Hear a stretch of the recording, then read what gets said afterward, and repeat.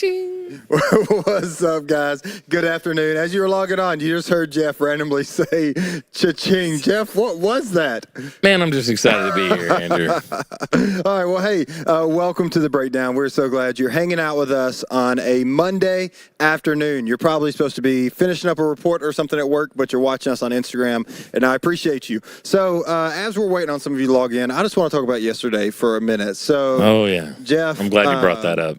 So every Sunday, if you join us on Sundays, it. you know that we do something before service where we talk about life and what's going on in the life of the church, and we typically have some fun. Yesterday got a little out of hand. It did. It may have been the least productive pre-service we've ever had. I've never laughed so hard in my life. Yeah. So, Jeff, tell me a little bit about it from your perspective. I'm trying to think of the right words. Maybe like shock and awe are good words. All right, so for the people who have not seen it, tell us what happened. Well, we're doing the pre-show. You know, we meet at 6 a.m. and we walk through the whole service so that we know exactly what's going on. The idea there was really no surprises, I think. And so we walked through the whole thing and it went great. We knew we had some stuff to clean up, but, 8 o'clock came and 9:30, and there were surprises. And what were the surprises? The first one was Andrew took a picture of me 3 years ago. We host a fall festival at our farm, and I did a hayride dressed as Woody, the character from Toy Story. And it was always hilarious to me. That it was like unfortunate that Andrew took pictures and posted that first. He led off with, Jeff, sometimes the church just wants to get to know our staff better. Bam. Hate it when he says that. Explain this picture. All right, let's talk about the second one. On the second one is, Andrew's at my house, and he's working on a table at the barn. And so I thought, all right, so my EGR valve was out in my truck. So I'm all up in the hood trying to get it fixed. And apparently Andrew snapped a pic. So that did. He says, explain this. And here's my rear end and everything else hanging off the front of a truck. And I'm I'm so glad our church body sees this. The moral to this story, never trust him. It's untrustworthy. Church family hits on camera. That's not what we're here to talk about. You can trust me, okay? I'm a spirit-led follower and a humble guy. Okay? With his trust me, I promise. mind of his own. Yes. All right, moving on. Okay, you guys are logged in now. Let's talk about why we are here today. So we've been in this. Jeff, I apologize. Before we move on, I have not laughed that hard in 10 years. I need to apologize to you, Long Hollow. I'm sorry. Don't do it. They loved every minute. I know. I'm not actually sorry either. Anyway, all right. So we've been in the midst of this series called The Everyday Disciple, where we have a new mission statement here at Long Hollow. Right. Jeff, do you know it? Because I have put Julie on the spot. I do. Living out our God-given calling every day. That's very close. Very close. Living out our God-given calling as we follow Jesus and make disciples every day. That's all right. Thank you. That's all right. I know. We've only been talking about it for a couple months. But anyway, so here's Take it. I get it.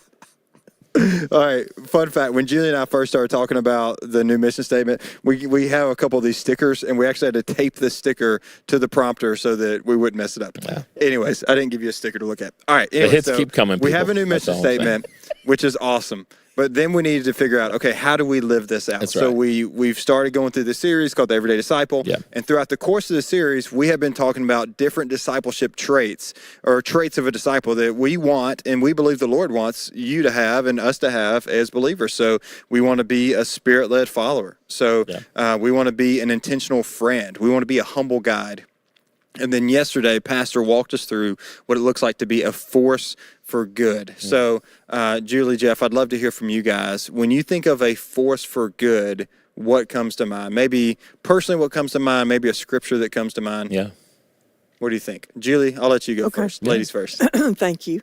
I think about living out our God-given calling, where we live, work, and play, and that God has given all of us abilities and gifts that we're to use wherever we are, to be intentional in that. We've used a lot of words that explain that we're thinking about it, that we don't have to have some kind of degree or we don't have to be this or that we just are watching for opportunities. I love this term, to be Jesus with skin on, to people that we come in contact with. Mm-hmm. Man, that's really good. Jeff, what about you? What comes to mind? Man, honestly, I think a lot of times we make it way harder than it is and probably try to offer up way more excuses than are really necessary. So when I think about a force for good, I think it's someone who loves Jesus and loves their neighbor, and someone who's willing to step outside of their comfort zone. And that doesn't mean you have to go to Peru or something, but if you do, praise God. But really, the person across the street, or maybe in your own house, whatever that looks like, is an opportunity to love Jesus and love others well and be a force for good. Okay, so I'm so glad you brought up Peru. All right, Okay. so the concept. This is something I used to really struggle with. I used to feel like in order for me to be a force for good, in order for me to make an impact for the kingdom, it involved mission somewhere else. And it's like it never even crossed my mind that was my neighbor as well. And I don't know why that is. Like, I don't know why I thought that way. And if I'm honest, it was easier for me to go to Nicaragua and live on mission than it was with my neighbor or with my best friend. Like, of course, traveling overseas is going to cost you money and time and all these things. But for whatever reason, it was just easier for me to do that. It's like, check my passport and all of a sudden I'm a super evangelist. Yeah. When I wasn't. I think that's it. I think what it was is that I knew, like, my best friends knew all the dumb mistakes I had made. Yeah. And so it's harder for me to all of a sudden talk to them about Jesus when, oh man, you remember the dumb thing I did 3 weeks ago. But I think also that's a testimony to a life change. I think that's a really cool thing when you see life change. But I think for me, I always struggled with, man, I just can't do that here. Or I struggled with, I need a platform. Nobody's going to listen to me. I'm not on the stage. Yeah. All these excuses to why I couldn't make a difference. And then there's a passage, Acts 4:13, that we were talking about a few minutes ago with the disciples. So when we think of the disciples, often we think of, oh, these must have been super Christians, right? Like they were walking with Jesus. No, they were ordinary people. In fact, in Acts 4:13, it talks about the courage of Peter and John, and they're standing up to the Sanhedrin. And the passage says, when they saw the boldness of Peter and John, and they realized that they were ordinary untrained men who had spent time with Jesus. And it was this overflow of spending time with Jesus where this boldness came from. For me, as somebody who, and I didn't go to seminary, and I'm not saying you have to go to seminary, I'm just saying I'm on church staff, and I always struggle with feeling like, man, I'm just not good enough because I dropped out of school. You know what I'm saying? So that was just something that always weighed heavy on me. When I came across this passage, God brought it to light that, man, maybe that would have been great for me to finish. But if I spend time with Jesus, he can use me to be a force for good. That's it. And I think sometimes even people think, man, I need to be on church staff to be a force for good. But I think we would all agree that's not the case. Yeah, and I think the enemy paralyzes us to make us think we don't have anything to give, or we have to be this or that. And that's just a lie. God has created us on purpose, for purpose, right. To be used by him. And we never know. I mean, it's simple things. Like encouragement or a smile or just touching base with somebody to find out how they're doing. Man, that's good. Okay, give me an example, maybe somebody in your life who is not on our church staff. Who comes to mind when you think of, and you don't have to say names, but who comes to mind when you think of, man, they're a force for good, just as an example. And if you need to think, I thought of that question because I have somebody in my mind.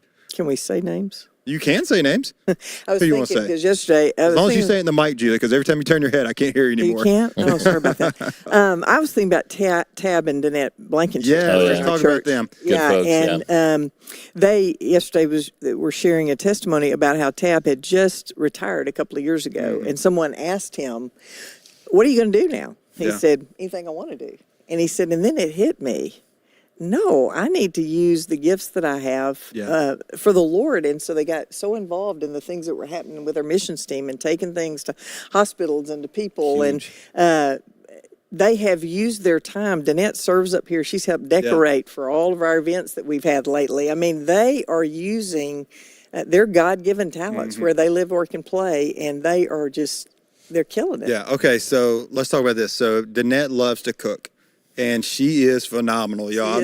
Every pound I have gained the past month is her fault, and I blame her for that. Yes, right? Every now and again, she'll show up, hey, try this. I'm like, oh, my goodness, here we go. But here's the thing. Like, there are people out there who love to cook. And that's a hobby, that's an interest, that's something you enjoy doing. Well, that's something she uses to be a force for good. Absolutely. So, Julie, when you fell and broke your Thank you for femur and your life alert wasn't working. You got any pictures? We came, I got some. I'm just kidding. She didn't really. I did give her a life alert.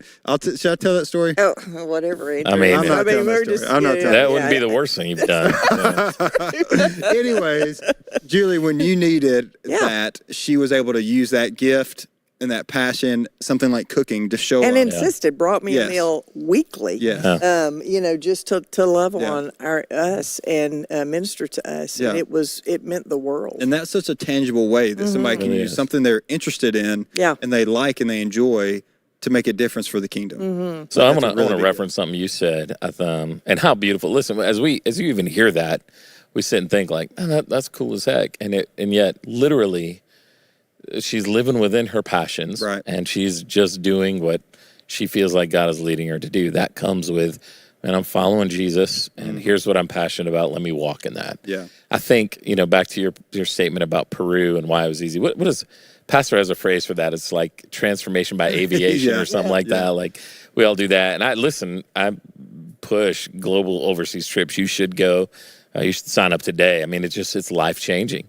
But I think part of the allure of that is it's for a specific amount of time. Right. And you kind of check in and you can check out and maybe take the pressure off. What might be intimidating for some people is, well, how do I just live this every day? Right. And I think that's what we're saying is you don't have to score a touchdown every day by loving your neighbor well. You're not going to see droves of people get saved every day. You're being the hands and feet of Jesus in the lives of others. And you speak the gospel when you get the opportunity, right? Right. But take the pressure off of scoring a touchdown and do what God's putting you to do. Yeah, and you're not going to be perfect. Okay, that's one thing I've struggled with in the past. Okay, man, God's put me here. Yeah. I need to be the perfect example. Well, I'm going to mess up. Yeah. And I have learned the power of an apology when I mess up. That goes a long way, in those situations, because we're not going to be perfect people. So look at the example of Peter. Yeah. Jesus being crucified literally denies him 3 times, and yet Jesus embraces him. Peter goes on to write scripture and change the world. I mean, I think we're going to be okay. Yeah, I think so. Okay, so another example that comes to mind is my wife, Jenny. Okay, and maybe she's watching right now. Hey, babe, love you. She's probably not going to love that I'm sharing this to everybody, but I'm already started to talk, so now I'm doing it. So here's the thing. She's a stay-at-home mom, which is a full-time job. Let me just say, we got 3 of the most rambunctious boys you can even think of. Yesterday before church, Blaze actually shaved 2 bald patches on the side of his head, and I had to figure out how to fix that after church. But anyway, so you can only imagine how it is in our house. So she's stay-at-home mom. She does some baking and stuff on the side, so she's got a full plate. But she struggles with, man, I'm not making an impact for the kingdom. And sometimes she thinks that because she can't be involved in absolutely everything that the church has programmed and it's on the calendar. Or she's not on a stage. I'm not saying she's trying to seek the stage or be on a stage or anything, but we just think that the people on the stage are the people with the impact and the voice. But as I watch her life, I see the moms that she connects with, the ladies at the ball field. There was one time a young mom delivered our groceries through Instacart. And next thing I know, my wife is discipling her and she's in our life group. I'm like, babe, you make more of an impact than I ever will. I have to go out of my way to get around people. And just in her natural rhythm of life, she is just like a vortex that sucks in people. And she has a way of people just telling them their whole life story first time she meets them, right?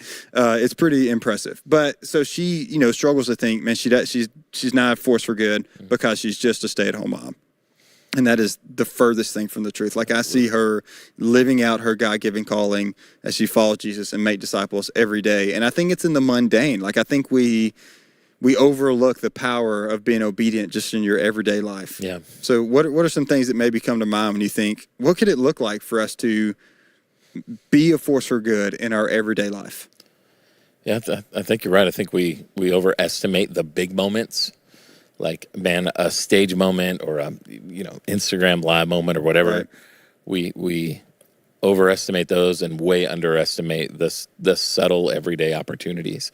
One of the phrases we've been using more around here is your circle of influence, right? It's kind of a new phrase, but the idea is who are you in contact with every day? Is it where you get your hair cut or where you pick up groceries or whatever? Who's in your normal circle of influence? People that you play golf with or deer hunt with or get your truck stuck with or whatever that is. I'm sure you've done that sometime. But who are those people? And that's where you start. I would venture to say, if you were to make a list of your top 5 most influential people in your life, very few of them would be from a stage. Yeah. Wow, that's it good. would be from the people that you've lived life beside and loved you well and walked with you. Yeah. Wow, I'm glad you said that. Like, I've had the honor of sitting under some incredible communicators, incredible pastors.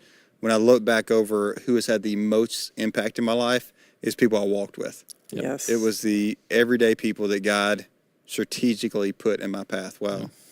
Man, that's powerful. All right. Make it really difficult, I think, and for us especially because we are in ministry. It's hard for us because we insulate ourselves around believers a lot of times. So it's for all of us as believers, thinking outside of that box is important. That's awesome. Okay, so one question Pastor asked is, am I living out my God-given calling? So since yesterday, that's a question I've been asked by some people. Okay, how do I figure that out? Yeah. Julie, I know your team is working on this process. I'd love to hear from you. Like, how can we come alongside of people? I know we're going to do that again in the fall. We are. And help them discover what their God-given calling is. Yeah, it's a process that we have found that has helped many walking through that process of discovering your calling. What are your gifts? What are your abilities? What is your background? What are the things, the story in your life that God has put together? Because here's the deal: we all have a story. Right. We all have experiences. We all have talents and gifts that God intends for us to use. And so often we can go through life literally and never understand what is God's purpose for me. Yeah. And we try to be somebody that we're not. We try to be somebody that we think we ought to be. And I think it's learning to relax in who God has created me to be and realizing that I can't be everything to everyone, but I can be somebody. Somebody said one time, I cannot do everything, but I can do something. Right. And I will not let what I cannot do keep me from doing all that I can. I think that was Dr. Seuss, right? Maybe. No, I don't know. Really? No, I don't know that maybe it was Andrew Bolton. One of those I don't know. sailors. It was me. I said that. But anyway, we want to help people find their God-given calling, and discover your calling is a 6 weeks process that we do, and we'll do it again in the fall, which we hope you'll join us for that. So I love that Pastor talked about you being who God has uniquely gifted and created you to be, because something I've struggled with in the past and still today is comparing myself and my gifts to other people's gifts. Like, I don't know about you guys, but I'll often think, oh man, I wish I could do XYZ like so-and-so, or I wish I could do this like them, or man, they're really good at that. I'm really not good at stuff. But when I went through Discover Your Calling, I began to see how God has uniquely gifted me. And now I kind of see that in all these different areas of my life, and now I can celebrate better other people's strengths. And I'm not jealous of that so much, as now I see, okay, no, God has created them to think that way, to be gifted and talented in that way. He's created me in this way. So I'm going to run in my lane, they're going to run in theirs, and we're running together. So that really opened up a lot of freedom for me. And through that process, you come up with 2 words, right? Do y'all remember what your 2 words are? Oh, yeah. What are your 2 words? Creating opportunities. Creating opportunities. Mine's Julie? inspiring courage. Okay, mine is inspiring potential. So, and that means nothing to you guys right now if you haven't been through the process. But basically, when I discovered that was the God-given calling that God had given me, that shaped how I view everything. So I view everything as, okay, this situation is hard. Man, there's potential here. Like, there's something else on the other side of this. And it has just shaped the way I interact with people. And now I know that I'm living within my calling when I'm living within that space. And now I celebrate when you guys are doing your thing, and I'm not so much jealous. Oh, man, Jeff is so much better at creating opportunities than I am. Well, that's Jeff's, God-given gift, Yeah. That's good. All right, you guys got anything else you think of when you think of a force for good? Yeah, I mean, I think, I think it's just much easier than we make it. Yeah. Okay, what do you mean by that? I talked about not scoring a touchdown earlier. I think you can take some practical steps today. I mean, there's at least one with Love Our City. There's a practical step you can take to step outside of your comfort zone and just care for somebody. Here's what I've noticed. I've been in student ministry for 21 years. And here's what I've noticed is a lot of times to get somebody thinking about how to serve others and to love your neighbor well, sometimes there's maybe a little hand holding, like, hey, here's a good way to do it, right? Right. And then after a win, they realize, man, I could do this on my own. I don't need the church or anybody else to show me how to do this. It's easy. Yeah. You know, and I think sometimes maybe a little help gets us kickstarted. Yeah. You know, and I think one of those ways is Love Our City. Yeah. Coming up on June 4th is, you know, there's hundreds and hundreds of opportunities right here in Sumner County to love your neighbor that you can, it's already designed, laid out. You can sign up, bring your friends, and have a phenomenal time impacting somebody's life. Yeah.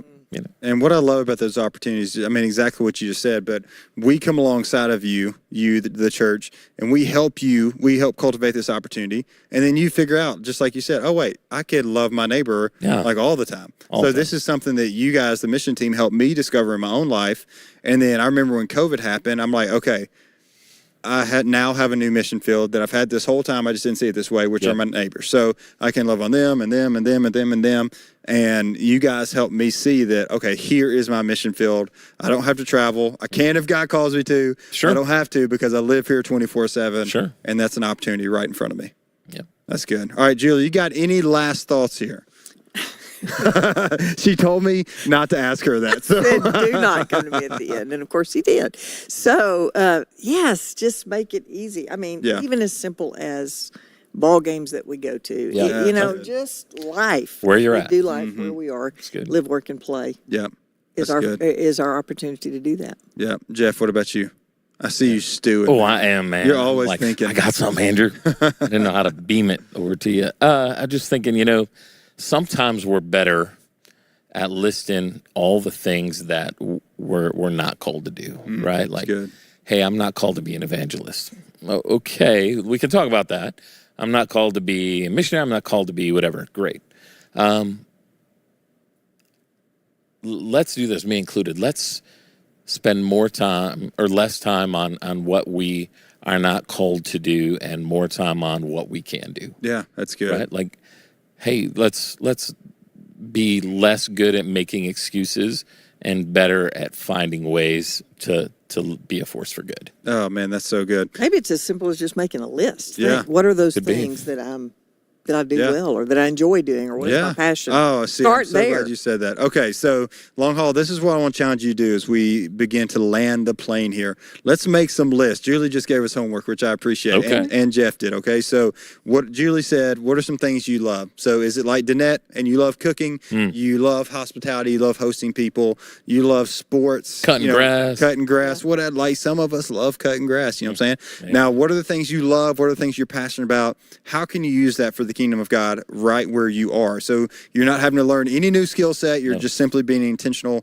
with those things. And then who are the people that God has put in your normal rhythm of life? Who are your coworkers? Who are your friends? Who are your neighbors? Think of your kids. Maybe it's extended family. But who are the people that God has strategically put in your life? And I'm telling you, you don't need a platform. You don't need a stage. You don't need to be the one up here in a chair on a Monday talking about this stuff. God has uniquely gifted you and crafted you and put you right where you are for such a time as this. And he has a plan and purpose for your life that he wants to use you to be a force for good. I'm about to start preaching. Listen, go on. Well, give me my chance on Sunday. I'm just kidding. All right, well, listen, my hanky. This has been fun. I appreciate you guys taking some time to have this conversation. Long Hollow, hopefully this helps you realize that you can be a force for good right where you are. I'm really excited to see what happens as our church begins to really grab hold of these traits of being a spirit-led follower, intentional friend, humble guide, and a force for good. So thank you, Julie. Thank you, Jeff. Thank you guys for tuning in with us,